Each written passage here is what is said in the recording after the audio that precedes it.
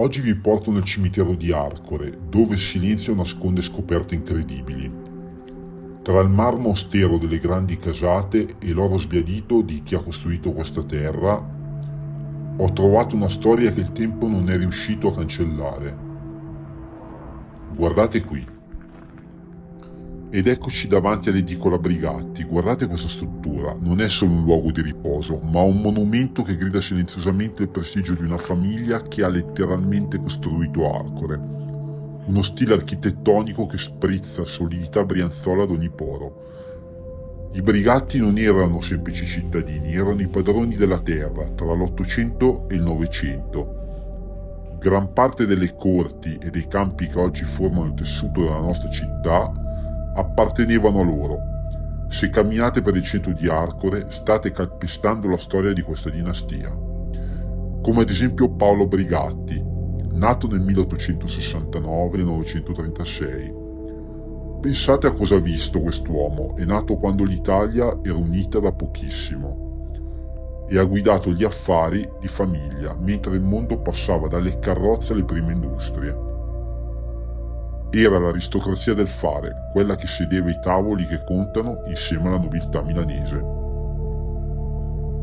Non solo terra, ma anche commercio di alto livello. I Brigatti erano il ponte tra la produzione brianzola e il lusso di Milano. Fornivano materiali e tessuti per le grandi ville della zona, diventando un punto di riferimento per chiunque volesse comprare qualcosa in questa parte di Lombardia.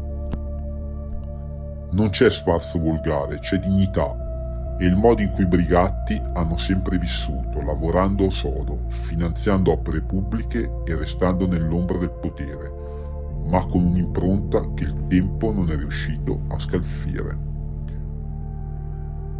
Oggi questa edicola resta qui a ricordarci da dove veniamo.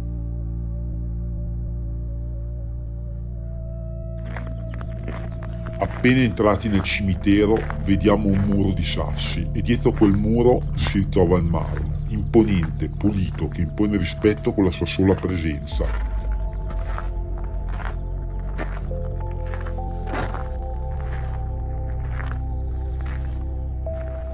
Un cognome che ad Arcore profuma di arte e storia. Qui riposa il commendatore Luigi Rienti, erede di quella stirpe che forse ha dato i natali a Giuseppe Rienti, celebre pittore del neoclassicismo lombardo. Ecco spiegato il rigore di questa pietra. Nessuna foto, solo l'eleganza di chi l'arte l'ha sempre avuta nel sangue e preferisce la sostanza all'apparire. Gli Arienti ci ricordano che il vero prestigio è silenzio.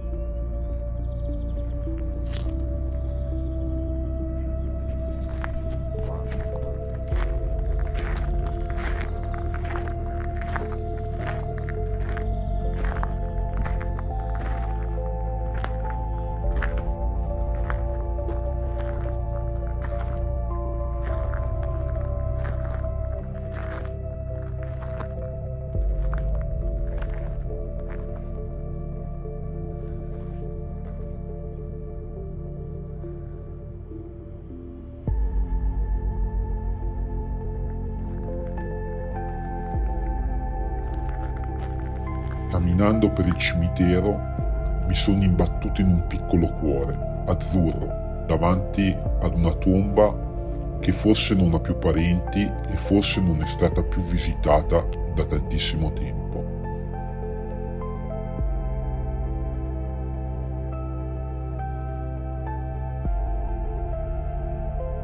Camminando tra questi viali, il pensiero va inevitabilmente a tutte quelle tombe dimenticate, lapidi consumate dal sole e dalla pioggia, che da troppi decenni ormai non ricevono più il calore di una visita. Vedo foto scolorite e fiori ormai consumati dal tempo, e a loro che va la mia dedica e il mio pensiero oggi. A quei volti che rischiano di svanire insieme alla loro storia.